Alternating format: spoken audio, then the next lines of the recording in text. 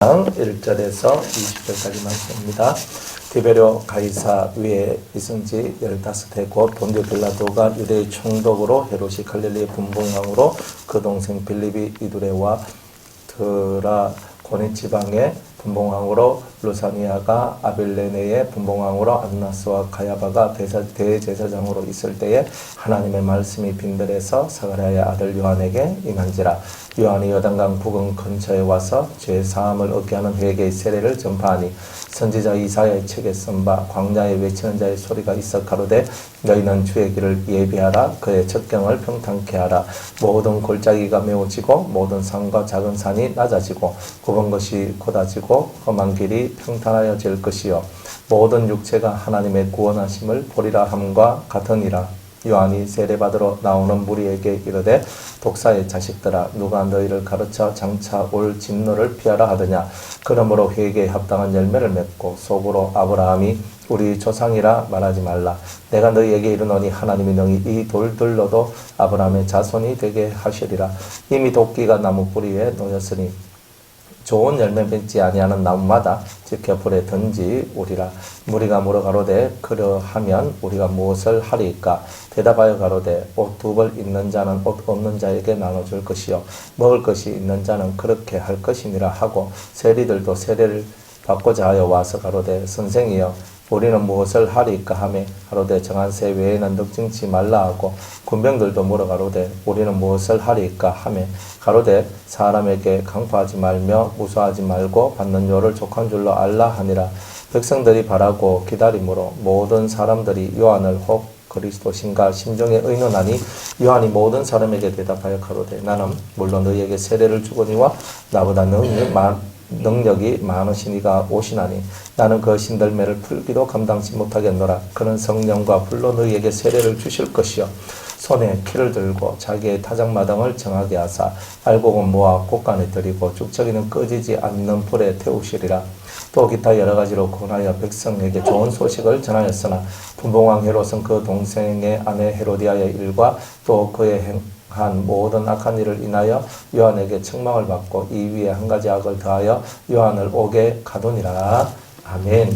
혹시 특성 준비하신 분 계십니까? 요즘 성적이 별로 이래 특성 성적이 별로 안 좋은 것 같습니다. 예, 역시 지명을 하는 게 참 은혜로운 것 같아요. 그죠?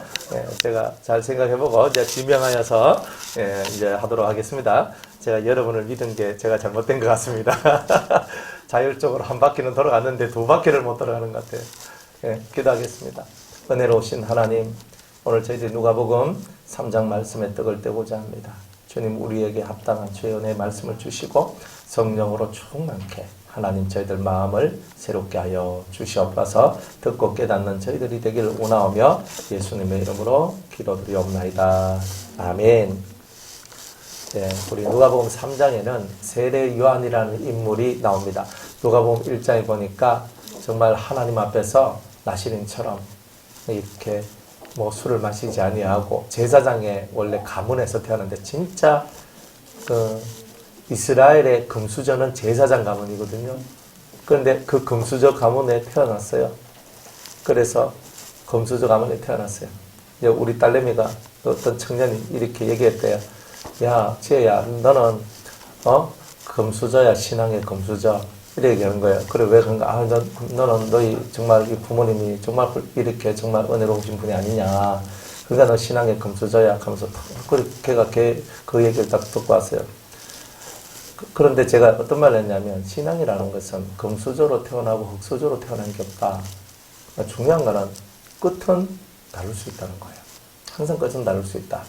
그리고 우리가 이 제사장 가문에 태어났다는 게 영광스러운 것이 아니라 내가 어떤 사람이 되느냐가 사실은 중요한 겁니다.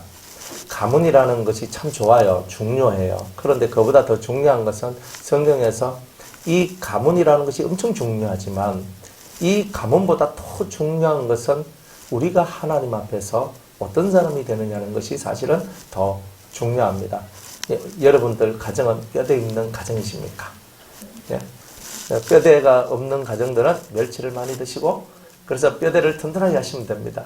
그런데 우리가 우리 집은 뼈대 있는 가문이야, 뼈대 있는 집이야 라고 아무리 말을 해도, 그러나 정말 이 심령 속에서 그들의 됨됨이가 옳지 않으면 그 가문이 좋다는 것이 무슨 의미가 있느냐. 그러니까 그 세례 요한은 이 마음속에 어릴 때부터 하나님 성령이 충만해서 자기가 누릴 수 있는 제사장 가문에서 누릴 수 있는 최고한 복을 그냥 없애버리는 거야. 그리고 어디로 가냐면 빈들로 가요. 그러니까 빈들이 어디냐면 광야를 얘기하는 거야. 광야란 말이, 우리는 광야란 말을 잘 안 쓰거든요. 근데 광야가 뭐냐? 거친 들인데 이 광야가 사막을 얘기하는 거예요. 이스라엘 땅에서. 광야 그러면 거기다 사막 이리 보시면 돼요. 그러니까 여러분들, 내가 가만히 있어도 이 좋은 고기들 많이 먹어요. 이제 제사장이 먹는 고기는요, 소 이렇게 그 앞다리살, 이렇게 이거 허벅지살 있잖아요. 이런 거 살. 그 다음에 갈비살 이런 걸 먹어요. 그러니까 좀 좋은 고기들을 먹게 돼 있거든요. 그러니까 가만히 있어도 먹고 가만히 있어도 살고, 제사장님 하면서 막 떠받침을 받으면서 이렇게 살아갈 수 있는 모든 좋은 조건이 다 이렇게 정해져 있는데 이것을 버리게 돼요. 버리고 홀로 어디로 가냐면 사막으로 들어가서 그 속에서 하나님 앞에 기도를 하기 시작하는 거예요. 이 사람이 먹는 음식이 뭐냐면 메뚜기를 잡아먹어요. 요즘에는 메뚜기 잡아먹는 사람들이 그다지 많지는 않지만, 옛날에 제가 어렸을 때만 해도 메뚜기를 잡아가지고 불에 구워 먹습니다.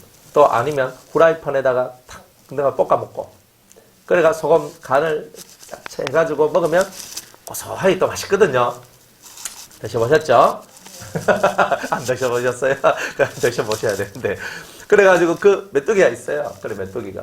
그래가지고 그 메뚜기를, 이 사람은 메뚜기를 먹는데, 메뚜기를 뭐 굽어서 먹었는지 뭐 볶아서 먹었는지는 모르겠지만, 근데 성경에는 메뚜기를 먹었대요. 뭐 생식을 했는지도 몰라요. 있는 대로 잡아 먹었던지. 근데 있는 대로 뭐 그래 잡아 먹으셨겠나? 예, 불에 조금 요렇게 아마 이렇게 끄슬려 가지고 좀 익혀서 먹었는 건 아니겠는가? 어쨌든 메뚜기를 먹었대요. 그러니까 우리가 어쩌다가 한번 메뚜기 먹는 거는 간식이고 별식이고, 어쩌다가 뭐 이런 것도 있네 하고 먹겠지만, 광야에 살면서 자기가 직접 농사를 짓거나 떡을 해먹거나 밥을 해먹을 수 있는 환경이 전혀 되지 않는 곳에서 자기가 배가 고프면 나가서 메뚜기 한 마리, 두 마리, 세 마리를 잡아서 그것을 식사로 자기가 먹었다는 거야. 그게 자기가 예수님 앞서서 복음을 전했는데 아마 한 근 20년가량을, 10몇 년 내지 한 20년가량을 그렇게 살았다는 거예요. 여러분들 생각 한번 해보세요. 그냥 10년에서 한 20년 사이를 그렇게 살았다 한번 해보세요. 우리 보고 다 내려놓고, 그죠?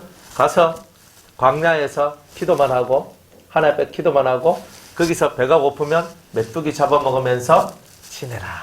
이렇게 하면 과연 여러분이 그렇게 하실 수 있겠습니까? 두 번째, 그 사람이 먹었던 음식이 뭐냐면 꿀이에요. 돌에서 나는 꿀. 그래서 석청이라 얘기하죠. 그래서 이 석청과 메뚜기를 먹으면서 이렇게 살았다는 거예요. 그러니까 우리가 생각할 때, 여러분들 사막에서 꿀 찾기가 그렇게 만만하겠습니까? 사실 만만한 게 아닙니다. 그런데 어디서 꿀이 나는지 정도를 알고 있지만 한꺼번에 꿀을 많이 먹을 수 없어요. 여러분들 꿀 먹는데 한꺼번에 나는 이만한 여기 한 컵 해가 꿀꿀꿀꿀 마셨다, 이런 사람 저는 못 봤어요. 많이 먹어봐야 일단 한 숟가락 먹고 달다 하면서 이렇게 내려놓죠. 아니면 한 숟가락 꿀타가 막 이렇게 물에 태워가지고 마시지. 그 정도지.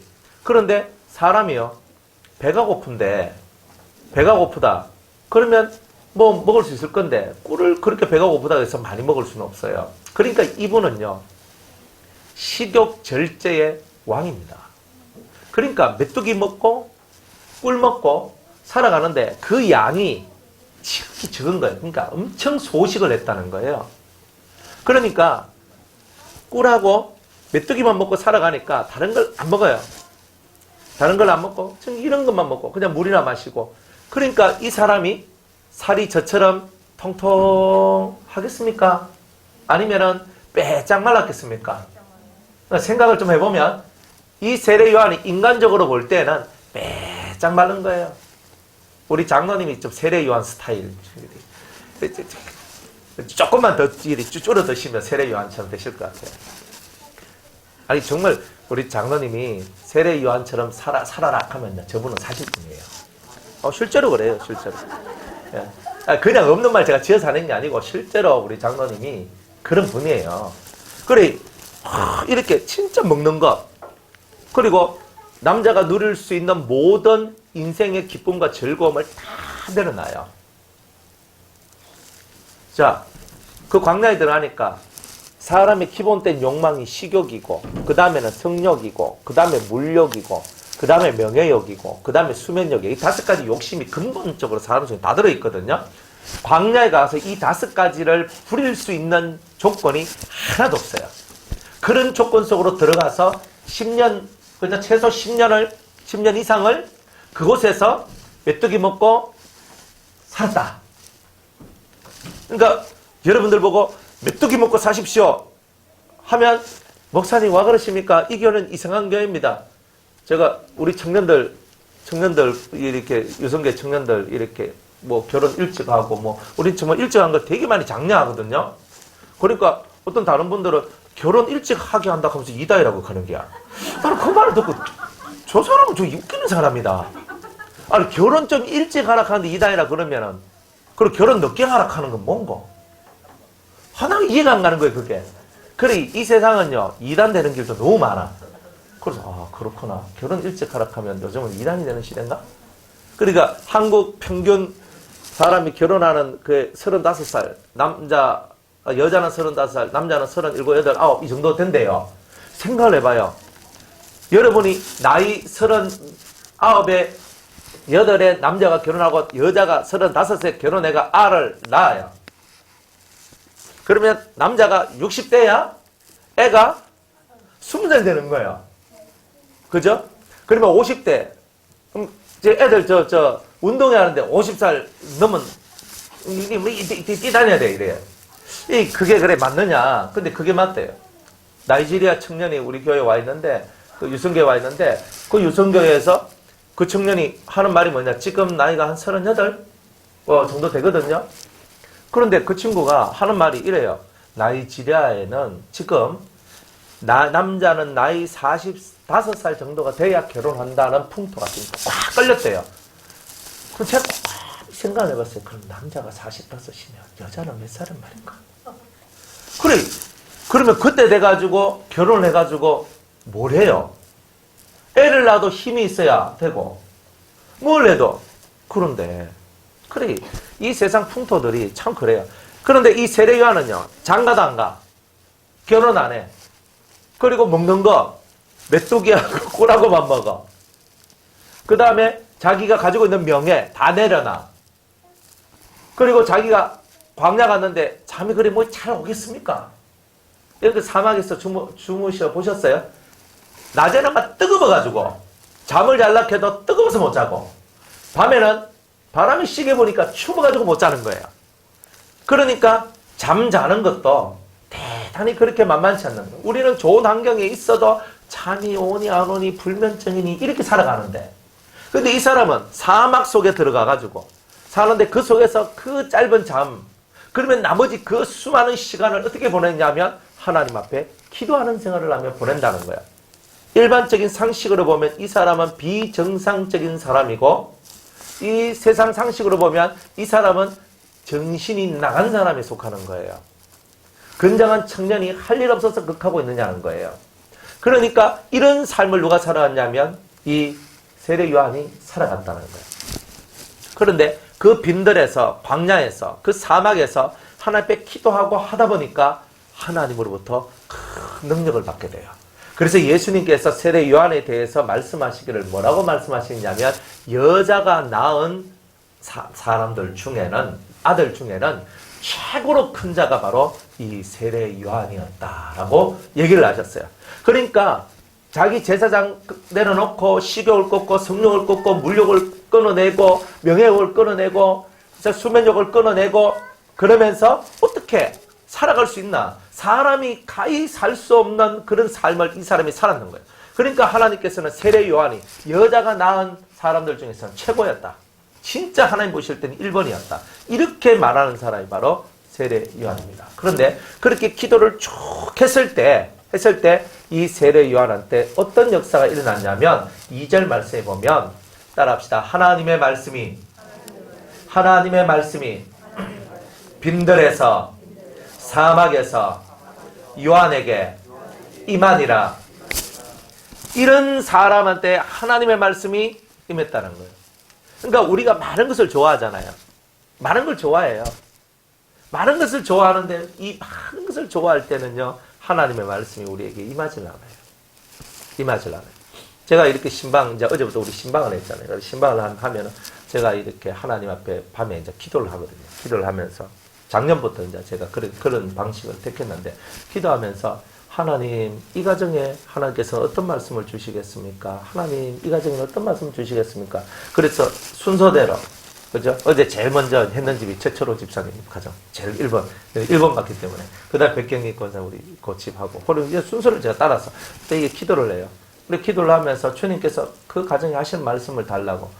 그래, 하는데, 달라고 하는데, 주님이 아무 말씀도 안 주시면 제가 할 말이 없는 거예요. 그죠? 대신방 되게 심플하죠? 예? 평상시 제 모습이 아니죠? 안 당해봐서 또 모르신답니다. 예. 그, 하나님께서 딱 하실 그 말씀만 딱 해드리고, 신방은 이렇게 딱 마치는, 이제 그걸 하거든요. 설교를 길게 할 필요는 없고요. 하려고 그러면 길게 할 수 있는데, 정말 하나님께서 이 가정에 하실 그 정확한 엑기스만 딱 뽑아서 이제 이 말씀을 전하는데, 마음속에서 주님, 이들에게 하실 말씀 부어달라고 하는데, 만약 안 부어주시면 할 말이 없는 거예요. 그러면 제가 스스로 인간적으로 계산을 해야 돼요. 저분한테 어떤 말씀이 필요할까? 저분한테 어떤 말씀이 필요할까? 이래 나와야 되거든요. 그러니까 그게 너무 그런 게 힘든 거예요. 그래, 하나님께서 이제 그렇게 말씀을 주셔서 하시니까 저는 일단 감사를 했어요. 제가 이 하나님 말씀이 사가랴에게 임하였다, 사가랴의 아들 요한에게 임했다 한 이 말이요, 얼마나 위대한 말인지 저는 알아요. 왜냐하면 하나님 말씀이 임한다는 말은 하나님께서 함께 하신다는 뜻이거든요. 그를 사용하겠다는 뜻이거든요. 그를 위하겠다는 뜻이에요. 여러분들이 하나님 앞에서 그 말씀이 임한다는 말은 위대한 거예요. 그런데 그 말씀은요, 흐릿한 말씀이 없어요. 정확해요. 딱 이렇게 있으면 하나님께서 딱 주제부터 가르쳐 주시거든요. 말씀도 주시고 주제도 가르쳐 줘. 그러면 주제가 뭐냐? 이 가정은 이렇게 말해라. 딱 그걸 딱 가르쳐 주면, 그걸 딱 말하면 그만이에요. 더 말할 것도 없어. 그렇구나. 하나님께서 하시는 그 말씀은 긴 말씀이 아니고 우리한테는 정확하고 담백하지만 확신 있고 확실한 말씀을 하나님께서 우리에게 주시는구나 하는 걸 알겠어요. 그런데 이 세례 요한한테도 하나님께서 정말 하나님께서 그 입에다가, 그 마음에다가 하나님의 말씀을 부어주시더라. 그러니까 이분은 진짜 위대한 분이다. 진짜 이분은 멋진 분이구나. 자, 그래서 하나님 말씀이 임했는데, 이 말씀이 임하고 난 다음에 이분이 무슨 일을 하느냐면 3절 말씀에 보니까요, 요한이 요단강 부근 각처에 와서 죄사함을 얻게 하는 회개의 세례를 전파하니. 자, 하나님 말씀이 임하면 자기가 붕 떠가지고 하나님께서 이렇게 말씀하셨다 이런 것이 아니라, 하나님 말씀이 임하니까 뭘 하느냐면 회개의 세례를 베풉니다. 그러니까 사람들한테 회개하라를 종용하고 있는 거예요. 회개하라. 그 다음 뭐예요? 천국이 가까웠느니라. 회개하라. 그 다음에는 천국이 가까웠느니라.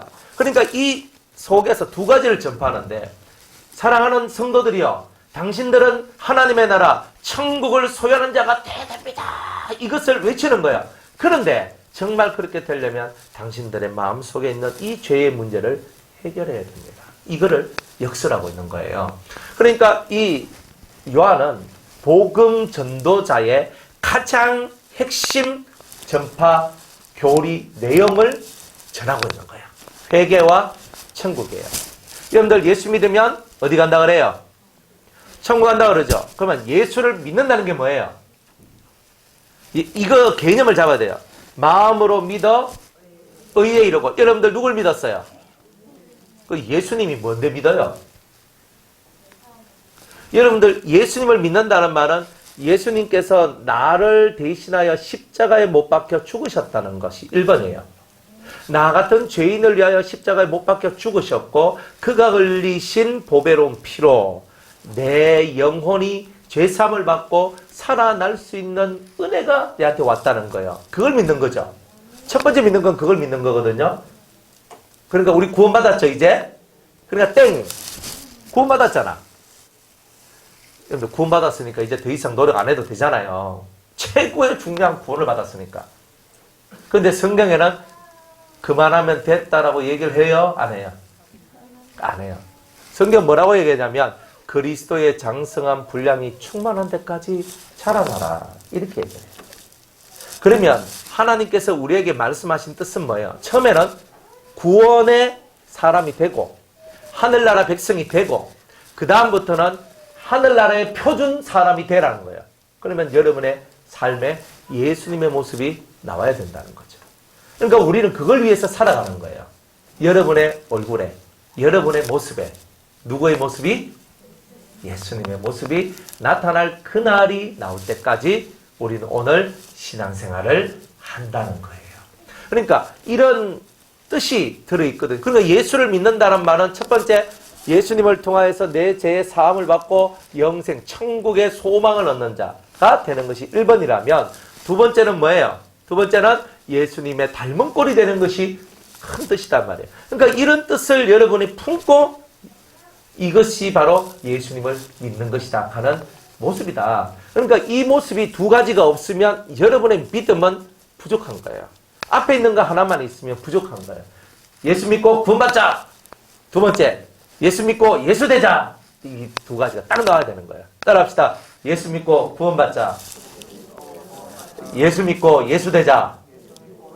그러니까 이게 여러분 속에 딱 들어오면 여러분의 믿음이 여러분을 구원하는 거예요. 진짜 믿음의 세계라는 것은 옛날에 머리 노랗고 눈이 파란 예수님을 우리가 믿는 게 아니고 말씀으로 진리로 우리에게 오신 그 예수를 내가 믿는 거예요. 그러니까 내가 예수를 믿는다는 말은 진리를 믿는다는 뜻이지. 진리를 믿어야 예수 믿는 거예요. 진리 안 믿으면 예수 믿는 게 아니에요. 진리가 들어오면 무조건 회개하게 돼요. 내가 죄인입니다. 내가 잘못했습니다. 저절로 나와요. 그런데 우리가 강하고 우리가 센 것은 내가 아직 죄인됨을 깨닫지 못했기 때문에 우리의 고개가, 우리의 목이 굳어졌고 높아지는 거죠. 그래서 우리는 날마다 하나님 앞에 엎드러져 회개하는 자가 되어야 된다는 거예요. 근데 그게 바로 신앙생활을 하는 겁니다. 그래서 이 요한이 빈들에 가서 기도하면서 이 사람이 무슨 말씀을 받았냐면 회개하라 천국이 가까워 왔느니라의 정통 뜻을 깨닫게 돼요. 그리고 이 말씀을 확 전파합니다. 그런데 이 말씀이 이사야 40장 말씀에 이 말씀이 기록되어져 있는데 이렇게 세례 요한이 하는 일에 대해서 성경이 구약의 예언을 해놓았더라. 이렇게 얘기를 합니다. 4절 말씀에 보니까 선지자 이사야의 책에 쓴 바 광야에 외치는 자의 소리가 있어 가로되 너희는 주의 길을 예비하라. 그의 첩경을 평탄케 하라. 모든 골짜기가 메워지고 모든 산과 작은 산이 낮아지고 굽은 것이 곧아지고 험한 길이 평탄하여질 것이요 모든 육체가 하나님의 구원하심을 보리라 그랬습니다. 자, 광야에서 소리가 있어요. 광야, 사막에서 누군가가 어떤 소리를 외치는데, 그죠? 외치는데, 주의 길을 예비하라. 그 첩경, 하나님의 큰 길, 주님이 오실 그 큰 길을 예비하라. 평탄케 하라. 이제 이런 사명을 갖고 예수님 앞서서 어떤 사람이 나오게 될 것을 얘기하는 거예요. 그러면서 이사야 뭘 하냐? 골짜기는 메워진다. 골짜기는 뭐예요? 마음이 이렇게 푹 꺼진 사람이에요. 되게 우리가 말하면 열등감이 많은 사람, 인생살이에 자신감이 없는 사람, 이런 사람은 골짜기와 같은 마음을 갖고 있는 사람인데 그 골짜기에다가 흙이 메워져서 평평하게 되는 거예요. 그러니까 하나님은 다 공평하게 대해주신다는 거예요. 이렇게 골짜기 같은 마음을 가진 자는 골짜기를 채워주시고 그 다음에 모든 산과 작은 산은 낮아지는 거예요. 산이 낮아지는 것은 뭐예요? 산이 낮아지는 것은 산이 깎인다는 것을 얘기하잖아요. 산은 뭐냐? 우리 마음속에 작거나 큰 교만한 것들을 얘기하는 거예요. 우리 속에는 작거나 큰 교만들이 들어있는데 이 교만을 하나님께서 꺾어내신다는 거예요. 그러니까 여러분들 마음이 열등감이 있거나 혹은 마음에 우월감이 있어도 너무 내 마음이 우쭐우쭐하는 사람은 그 마음을 깎아버리고 너무 마음이 침통하고 낮은 사람은 그 마음을 돋워주는 이 일을 하는 게 누구냐? 세례 요한이다. 이렇게 말씀하신 거예요. 근데 오늘 우리들도 세례 요한과 같이 사람에 대해서 이런 모습을 가져야 돼요. 이 하나님 앞에서 살아나가는 우리들은요, 이런 두 가지 일을 잘해야 되는데, 하나는 이 땅에는요, 너무나 열등감이 많은, 컴플렉스가 많은 사람들로 꽉 채워져 있어요. 여러분들은 마음속에 컴플렉스가 없습니까? 열등감 없습니까? 없어야 되죠. 근데 있어요. 근데 열등감이 있거든요. 아, 내한테는 이런 게 있어. 그러면 항상 마음속에 뭔가 모를 이 걸림돌을 가지고 살아나가는 자가 있어요. 그런데 하나님께서는요, 우리 성도들 보고 너희들 속에 예수가 있지 않느냐, 너희 속에 진리가 있지 않느냐, 너희 속에 믿음이 있지 않느냐, 저 꼴짜기 같은 심령 속에 너희들이 찾아가서 너희가 흙을 채워서 그 사람 마음을 평평하게 만들어줘라. 얼마나 불편하겠어요. 여러분들 꼴짜기 가보셨죠? 이 꼴짜기를요, 얼마나 험난한 삶을 살아가는 거예요. 이 마음이 낮아져서 깊은 âm울한 이런 심령을 가지고 있는 자들한테 주님께서는 찾아가서 그들의 심령을 메워줘라. 이렇게 얘기하는 이 위대한 일을 하나님께서 우리한테 맡기신 거다 이 말이에요. 그러니까 우리가 그런 일을 해야 된다. 그런데 어떤 사람은 되게 잘난 체하고 교만한 사람들이 있어요. 그런데 하나님 그런 것을 탁 쳐버려가지고 목을 꺾어버려요. 그러면서 교만하지 못하도록 만들어요. 여러분들이 교만할 때 뭐예요? 내가 다 하지. 내가 다 할 수 있어. 막 이러면서 흔들흔들거리거든요, 사람들은요. 그런데 하나님께서 딱 보고 딱 쳐버려요. 그러면 찍소리도 못하는 거예요. 돈 가지고 자랑하는 사람은 돈을 쳐버리고, 명예를 갖고 자랑하는 사람은 명예를 갖고 쳐버리고, 건강을 갖고 자랑하는 사람은 건강을 쳐버리고. 그러니까 자랑할 것이 없도록 입 꾹 다물고 있는 거예요. 입 꾹 다물고. 내 잘된대 잘된대 말하지 마세요. 그렇게 하면요, 잘 안 되는 게 나올 수 있어요. 그리고 난 안 된다도 하지 마세요. 더 안 될 수 있어요. 그러니까 이번요, 항상 하나님 앞에서 할 수 있거든이 무슨 말이냐? 믿는 자에게는 능치 못할 일이 없느니라. 내가 자꾸 입술로 뭔 말을 하는 게 중요한 게 아니라 하나님 앞에 믿음을 갖고 믿음으로 하나님 앞에 나아가는 거예요. 믿음으로. 그러니까 하나님 앞에 여러분의 심정을 올리는 거예요. 여러분들이 마음속에서 내게 능력 주신 자 안에서 내가 모든 것을 할 수 있느니라. 여러분들 꼴짜기 같은 마음이 됐어요. 내게 능력 주신 나의 주님을 믿습니다. 내가 교만해졌어요. 주님 제 마음을 낮추게 하여 주옵소서. 제가 선줄로 생각하면 넘어질까? 제가 두려워하게 하여 주옵소서. 지금 잘 되는 것을 바라보면서 나중에 못될 것을 준비하여 제가 덕을 베풀고 선을 베푸는 자가 되게 하여 주옵소서. 항상 사람은요, 지금 잘 되면 나중에 안 될 날도 있고, 지금 못 되면 나중에 잘 될 날도 있는 거예요.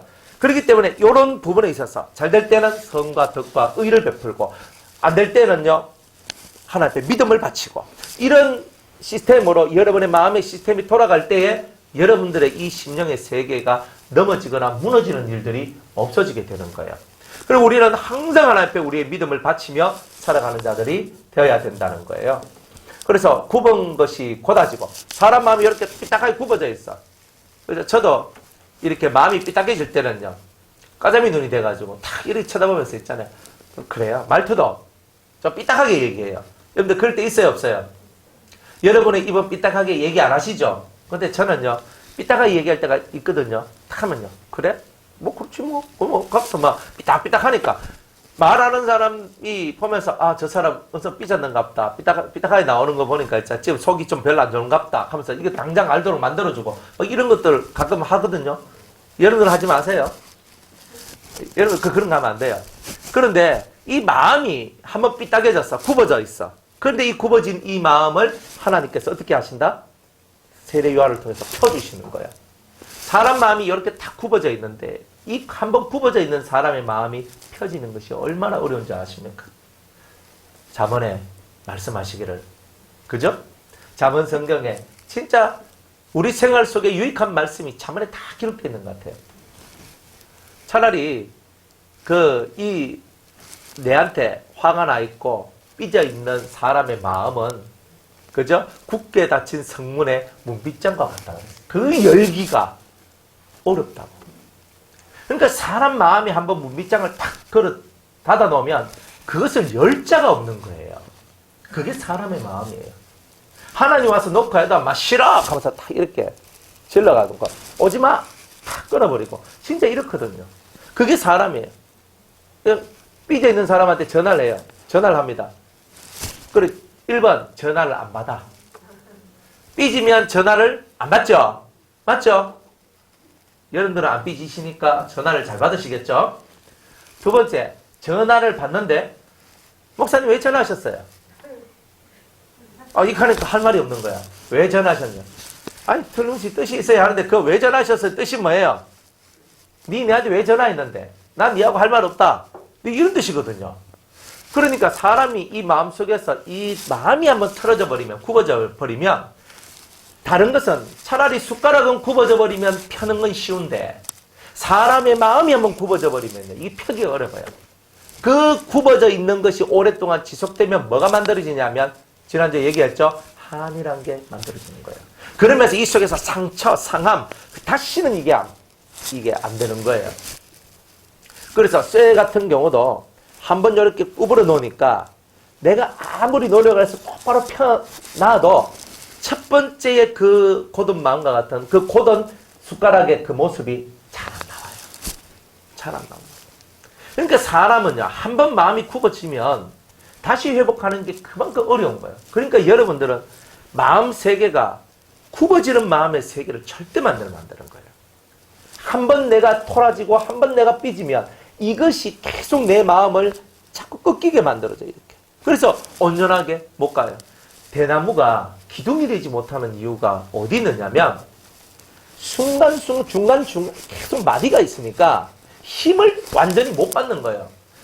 이거 무거운 것을 막 위에 얹어 놓으면 이놈이 힘이 없으니까 팍 하면서 떨어지잖아요. 그래서 대나무는 두 개의 이렇게 약점이 있는데 첫 번째는 마디가 있다. 두 번째는 속이 비었다. 대나무는 속이 빈 거야. 그러니까 우리들도 꼭 대나무같이 맨날 삐져가지고 이 심령 속에서 이 삐짐들이 일어나서 마디마디가 만들어진다가 든 것이 없으면 우리의 영적인 상황이 뭐와 같다? 대나무와 같다 이 말이에요. 그러니까 기둥이 안 되는 거예요. 여러분들 기둥 보셨죠? 제가 옛날에 그 한정식 하시는 이제 교회 집사님 집이었는데 그 한정식 집을 아셨어요? 진짜 음식을 잘했거든요. 제가 한정식 집에 가도 그 집만큼 잘하는 집을 아직까지 본 적이 없어요. 지금은 연세가 많으셔가 다 관두셨는데 연세가 지금 80 가까이 되셨으니까. 그런데 진짜 잘했어요. 진짜 막 손이 탁 가서 이래 하면은 진짜 잘하는데 그 집은 한정식 집에 그 풍을 내겠다고 집 딱 들어가는 식당 안으로 들어가는 고기에다 기둥 두 개를 이런 나무 둥치를 해가지고 기둥 두 개를 탁 해가 세워가지고 딱 받쳐놓는 이런 형상의 집을 만들었어요. 그래서 제가 그 집사님께 여쭈었어요. 집사님, 야, 이거 저 나무 실한 나무 여기 그 진짜 운치 있고 참 좋습니다. 그래, 이거 얼마예요? 물었어요. 그러니까 나무 한 둥치가 500만 원이라는 거야. 그렇죠. 저 세상에 이렇게 비싸요? 대나무는 그래 안 비쌉니다. 근데 이 둥치 요만해요. 근데 이 정도 둥치 딱 해가지고 이 정도 둥치가 쫙 올라가 한 2m 50 정도, 3m 정도? 하여튼 2m 50인가 하여튼 그 정도 되는 높이였어요. 그래서 여기서 보면 우리 요 천장 정도, 그죠? 그 정도 높이였는데 그 정도 둥치가 아주 실한 놈인데 뭐 하나 중간에 마디 같은 거 하나도 없이 정말 괜찮은 나무인데 나무 하나에 500만 원. 아니 돈도 없는데 그 어떻게 그래 500만 원짜리 두 개를 그렇게 세워놨어요? 그리고 그렇게 했다고. 참 좋은 나무. 이게 기둥 같은 나무는요 흠이 없어요. 흠이 없어. 벌레 묵은 자국도 없고 뭐 시커멓게 뭐 들어간 자국도 없어요. 자, 이래서 기둥이 되는구나. 이래서 기둥이 되고 이렇게 해서 집을 세우는구나. 그리 대나무하고는 틀리잖아요. 그리 우리 굽어진 이 마음을 딱 굽어졌는데 요걸 펴는 하나님의 사람만이 이 굽어진 마음을 제대로 펴서 원 상태보다 훨씬 좋은 상태의 모습으로 바꿔놓는 거예요. 근데 그게 세례 요한과 같은 사람들이 하는 일이에요. 그러니까 우리가 그죠? 세례 요한과 같은 사람이 되려면 내가 내 마음의 모습을 아름답고 예쁘게 가져야 돼요. 그래서 우리는 따라합시다. 삐지지 말자. 화내지 말자. 원망하지 말자. 품지 말자. 뭘 안 품는 거 아시겠죠? 속에 뭐 안정적인 거 이거 품으면 안 돼요. 이런 것들을 여러분들이 마음속에 가지고 있을 때에 세례 요한과 같이 굽어진 것을 곱게 해주는 일들을 여러분들이 하게 되는 겁니다. 또 험한 길이 평탄해질 것이고, 험한 길 보셨죠? 옛날에 저희 시골에 들어가는데 시골길에 아스팔트가 없을 때였어요. 평상시에는 좀 나은데 비가 한번 오면은 이제 길이 이제 푹푹 파여 들어가는 거예요. 그러면 차가 시내버스가 이게 완행차 있잖아요. 그 시골 그 버스가 타는데 막 제일 뒷자리에 앉아서 막 쿵 하면서 붕 떴다가 막 붕 떨어지고 이랬거든요. 길이 너무 안 좋은 거예요. 그래가지고 비 온다, 눈 오면 미끄러워서 또 못 가. 그러니까 이거 읍내에서 이거 면사무소에서 우리 집까지 한 4km 정도가 되는데 4km를 걸어가야 되는 거예요. 눈 오면. 그 빙판 돼가지고. 그러면 차가 올라가다가 도저히 안 된다, 못 간다. 그러면 차가 못 올라가는 거예요. 그러면 그 밑에서 꼭 올라가는데 막 힘든 거예요. 그러니까 그렇게 길이 좋지 않으니까 사람이 다니기가 싫은 거예요. 그런데 이제 몇 년이 지나가지고 우리 이제 이 면사무소부터 저희 이제 시골 집까지 아스팔트가 쫙 깔려갔거든요. 조용해요. 얼마나 좋은지. 그렇게 좋더라고. 그래서 이 험한 길이 평탄해지려면 얼마나 많은 작업이 필요한가. 그래가지고 이것을 막 갈고 닦고 해가지고 이걸 만들어 놓는 거예요. 여러분, 우리의 마음도 다 똑같아요. 여러분들의 마음이 이렇게 굴곡이 심한 마음일 수 있어요. 그런데 굴곡이 심해요. 그러니까 오늘은 하하 웃었는데, 어제는 하하 웃었는데 오늘은 열받아가지고 막 이래 있고, 그 다음에 또 괜찮아졌다가, 그 다음에 또 지나가면 또 열받아. 이게 뭐 맨날 굴곡이 있는 거예요. 이런 마음의 상태를 얘기하는 거예요. 이런 마음의 상태를 하나님의 사람들이 평평하게 만들어서 한결같은 마음을 가지고 살아가도록 합니다. 한결같다는 거. 그 이 세상에서 제일 어려운 게 뭐냐면 평평해지는 게 제일 어려워요. 한결같아지는 게. 아스팔트도 뜨거운 옛날에 여름에 막 타다 보니까 아스팔트 쑥쑥 들어가잖아요, 이렇게. 그래서 아스팔트가 막 웅덩이가 생기고 막 그랬거든요. 그러니까 이 세상의 모든 이치가 그런 것 같아요. 사람 마음도 이 길과 같아서 이렇게 웅덩이가 생기고 이렇게 사람 살기가 대단히 불편한 것들이 사람의 이 마음의 세계 속에서 만들어지고 있구나. 그런데 하나님의 사람들은 이것을 평탄하게 만들어줍니다. 그러니까 여러분의 마음이 평탄한 이런 마음이 되었을 때 여러분들은 하나님의 사람이라고 인정을 받게 되는 거예요. 이게 왔다 갔다 하는 거는 아직은 덜 된 거예요. 우리 마음이 그렇게 덜 된 거예요. 여러분들 화가 딱 났을 때 어때요? 화가 딱 났을 때 막 하고 소리를 질러버리면 어떻게 돼요? 자문에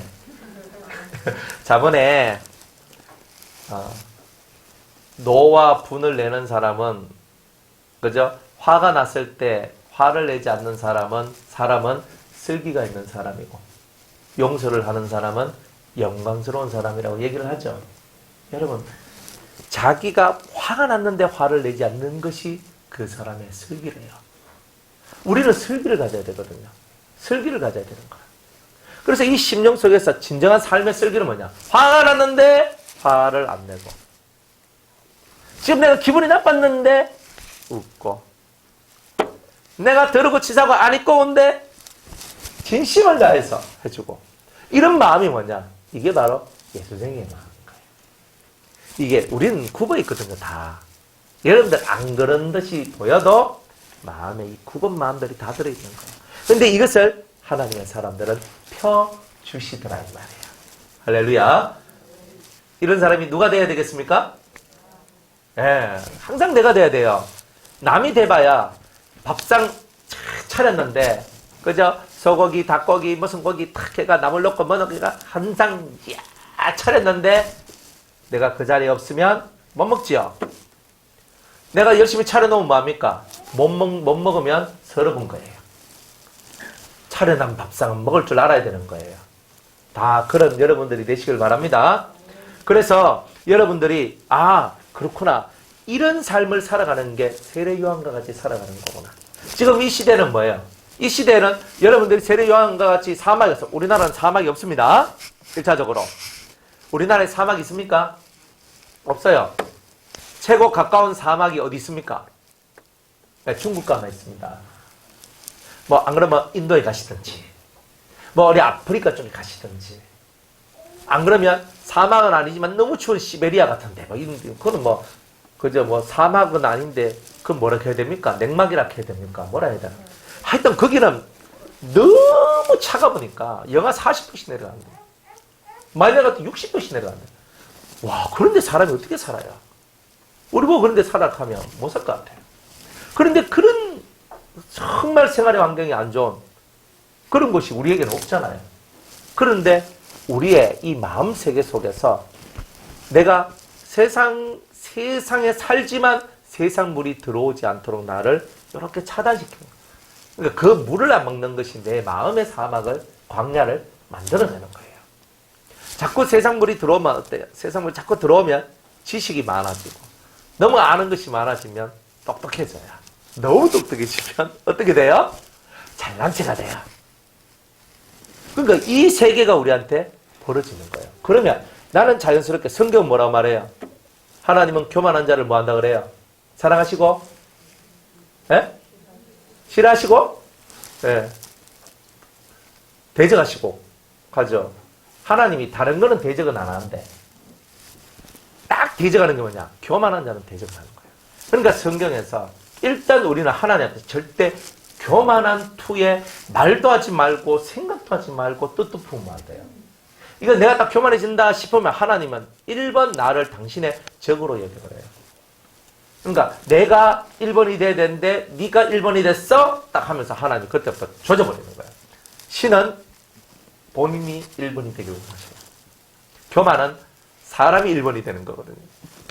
하나님 싫어해요. 그러니까 이런 것을 알고 여러분이 잘 살아가면 평탄하게 돼요. 자, 따라합시다. 마음이 평탄하면 삶도 평탄하다. 마음의 굴곡이 심하면 삶의 굴곡도 심하다. 그러니까 여러분이 이 법을 반드시 깨달아야 돼요. 마음이 자꾸 이렇게 휘젓고 막 이게 왔다 갔다 그러죠. 그러면 삶의 고난도 그렇습니다. 삶에 그런 일이 많아집니다. 마음이 항상 평안하고 평탄한 사람은 삶도 평탄합니다. 100% 그렇게 되게 되겠습니다. 그러니까 여러분의 삶의 고난이 끊어지지 않는 이유는 마음이 평탄해지지 않았기 때문에 그런 겁니다. 굴곡이 심하기 때문에 그래요. 이것을 만들어내는 것이 뭐냐? 신앙생활이고 세례 요한과 같은 사람들이 하는 일이다. 이런 것들이 진짜 하늘나라 사역이고 하나님의 뜻을 이루어가는 것이다. 이렇게 말할 수가 있습니다. 6절 말씀에 모든 육체가 하나님의 구원하심을 보리라. 따라합시다. 모든 사람들이 하나님의 구원하심을 보리라. 여기서 말하는 구원을 히브리 말로 고치면 예슈아입니다. 예슈아는 오늘날 우리가 말하고 있는 예수의 히브리식 말이에요. 그러니까 우리는 예수님, 미국 가면 Jesus, 그죠? 그리고 중국 가니까 예수 그리스도를 예수지두 이렇게 얘기를 하더라고요. 그래서 그리스도를 지두라 하더라고요. 중국에 가니까. 그래서 예수 중국에는 예수가 그대로 나오더라고요. 일본은 뭐지요? 예수가 야수. 예, 야수가 됐어요. 하여튼 다 하지만 진짜 본토 히브리 사람들의 말에는 예슈아라고 하는 거예요. 그러니까 예슈아. 그래서 우리는 예슈아라고 말한대. 여기서 하나님의 구원이라는 말이 뭐냐면 예수라 뜻이에요. 예수. 그러니까 모든 육체가 누구를 보리라? 예수를 보리라. 이런 뜻이에요. 하나님의 구원이 누군데? 예수님이잖아요. 그러니까 이런 일을 통해서 사람들이 누구를 쳐다보느냐? 예수님을 쳐다보게 된다는 거예요. 그러니까 여러분들이 인생에 수많은 우여곡절을 겪으면서 여러분은 누구를 쳐다봅니까? 결국은 예수를 쳐다보게 되는 거예요. 이게 신앙생활이에요. 그러니까 여러분이 예수를 쳐다보지 않고 다른 것이 보여지면 신앙생활이 아닌 거죠. 진정한 신앙생활은 예수가 보여야 신앙생활입니다. 앉아 있어도 예수님이 보이고 서 있어도 예수님이 보여야 돼요. 보인다는 말이 꼭 내 눈으로만 예수님 예수님 요렇게 생겼어요 이게 아니고 예수님이 느껴지고 예수님이 느껴지는 것 이게 와야 되는 거예요. 예수님의 역사심이 체험되어지는 것 기본적으로 이런 것이 우리에게 와야 돼요. 그러면 여러분들은 진짜 신앙생활을 하고 있다 이렇게 말할 수가 있습니다. 할렐루야. 오늘 여기까지 할게요. 예, 너무 길게 하면 그죠? 힘들죠? 네. 요즘 제가 많이 좀 짧게 하는데 익숙해져 가는 것 같아요. 되게 신방을 하면서. 마음에 평안함을 얻으시고, 이번 한 주간도 주의 평안 속에 거하시기를 주의 이름으로 축복합니다.